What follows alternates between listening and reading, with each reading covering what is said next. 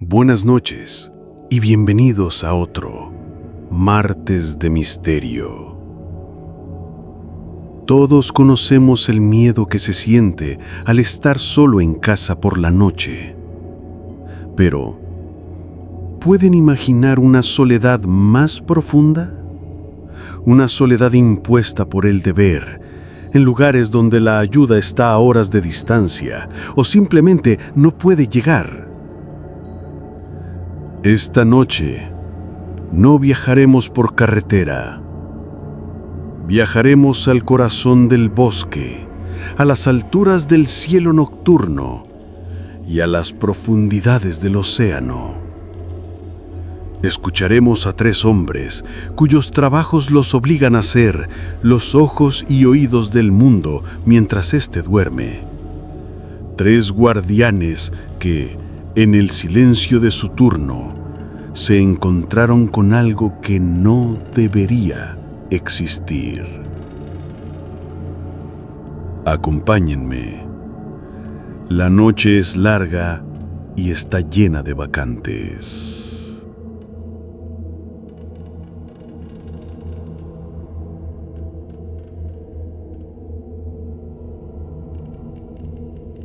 Me llamo Javier. Fui guardabosques por casi 20 años en la Sierra de Durango. La gente de la ciudad cree que el bosque de noche es silencioso. Se equivocan. Es una sinfonía de ruidos. Ramas que crujen, el ulular de los búhos, el chillido de algún animal. Aprendes a conocer cada sonido, a saber qué es normal y qué no. Mi puesto era una torre de vigilancia de acero, a 30 metros de altura, en medio de la nada. Una noche de agosto, empecé a escucharlo. Un llanto. El llanto de un niño pequeño, perdido y asustado. Venido de un barranco cercano. Mi primer instinto fue bajar y buscarlo, pero recordé la primera regla que te enseñan los viejos del lugar. Si escuchas a un niño llorar en el monte de noche o a una mujer pidiendo ayuda, reza, pero jamás respondas. No son lo que parecen. Son trampas, me decían. Así que me quedé en mi torre, con el corazón en un puño, escuchando ese llanto por casi una hora. Era una tortura, pero lo peor vino después. El llanto se detuvo y una nueva voz empezó a sonar, mucho más cerca. Era la voz de mi hija, de Sofía, que en ese momento estaba a 200 kilómetros de distancia, segura en su cama. «Papá», decía la voz, «¿dónde estás? Tengo frío, papá, ayúdame». Se me heló la sangre. Sabía que era imposible, pero el sonido era perfecto. La forma en que decía papá, el ligero temblor en su voz. Era ella. Me asomé por la ventana con los binoculares, barriendo la línea de árboles con manos temblorosas. Y entonces lo vi. No era un niño, ni una mujer. Era algo alto, pálido y terriblemente delgado. Se movía entre los árboles con una agilidad antinatural. Sus extremidades demasiado largas, su cabeza ladeada en un ángulo imposible. No caminaba, parecía fluir entre las sombras. Se detuvo en un claro, levantó la cabeza y, a pesar de la distancia, sentí que me miraba directamente a los ojos. No tenía rostro, solo una superficie lisa y pálida. Y de esa cara sin boca salió de nuevo la voz de mi hija. «Ya te vi. Papá, baja a jugar». Me tiré al suelo de la cabina, lejos de las ventanas, y apagué mi linterna. Me quedé ahí, en la oscuridad, mientras esa cosa rodeaba mi torre, llamándome con la voz de mi esposa, de mi padre o de mi mejor amigo. Finalmente, justo antes del amanecer, todo quedó en silencio. Esperé a que el sol estuviera bien arriba para atreverme a bajar. En las 4 patas de acero de la torre, empezando desde el suelo y subiendo hasta casi 10 metros, había largos y profundos arañazos en el metal, como si algo con garras inmensas hubiera intentado trepar.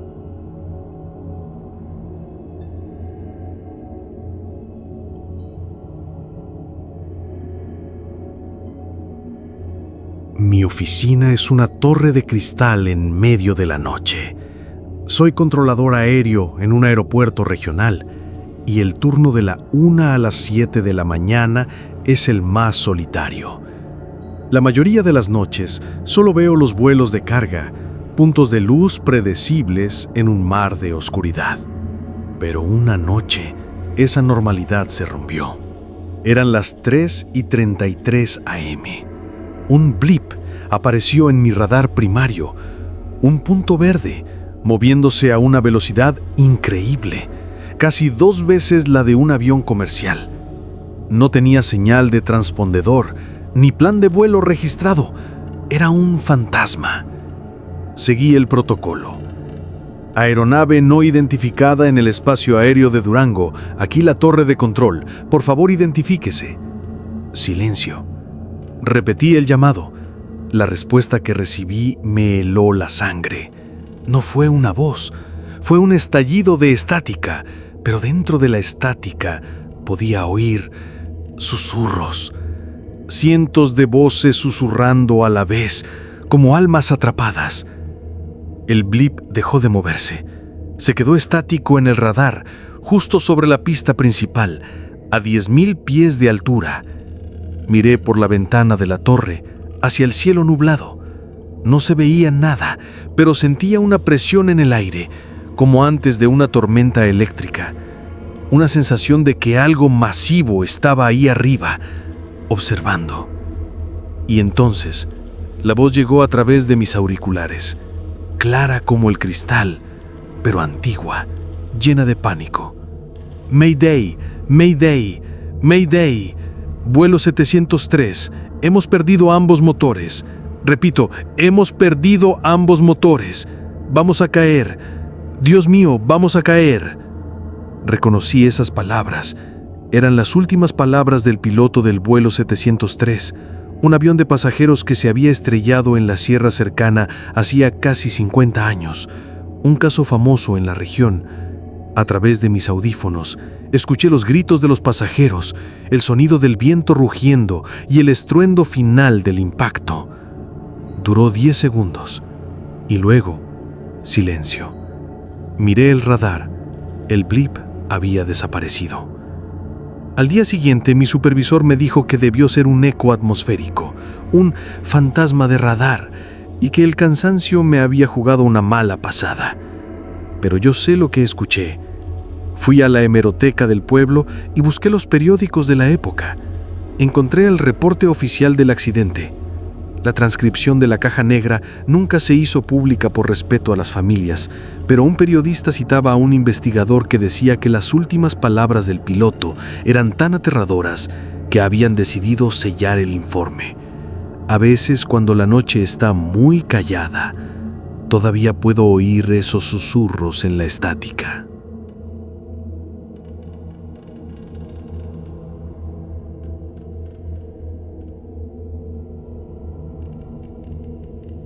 La soledad de un guardabosques no es nada comparada con esto.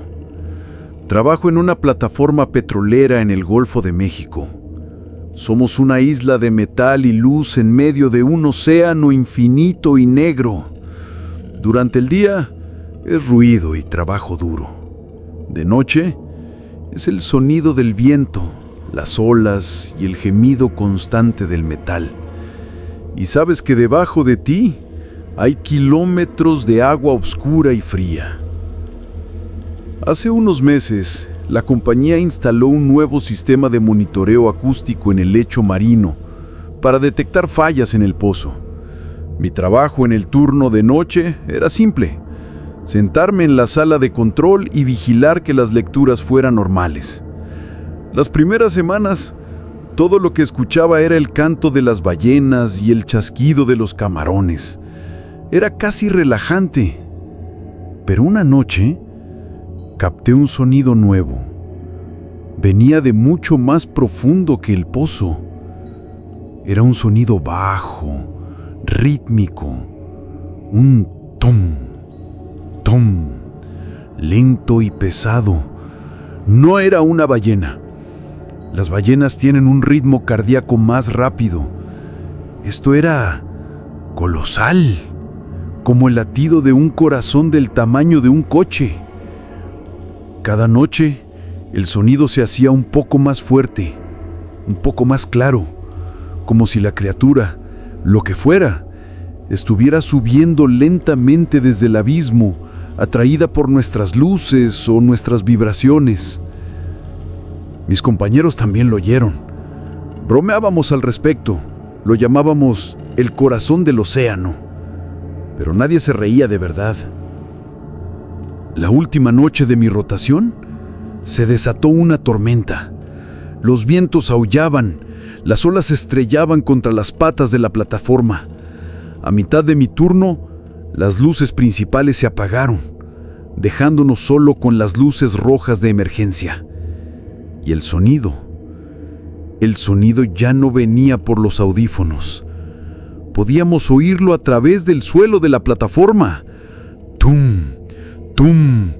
Era ensordecedor y estaba directamente debajo de nosotros. Un miedo primario, el miedo a lo profundo, nos invadió a todos. Salí a la cubierta, agarrándome a la barandilla para que el viento no me llevara. Miré hacia abajo, al mar embravecido.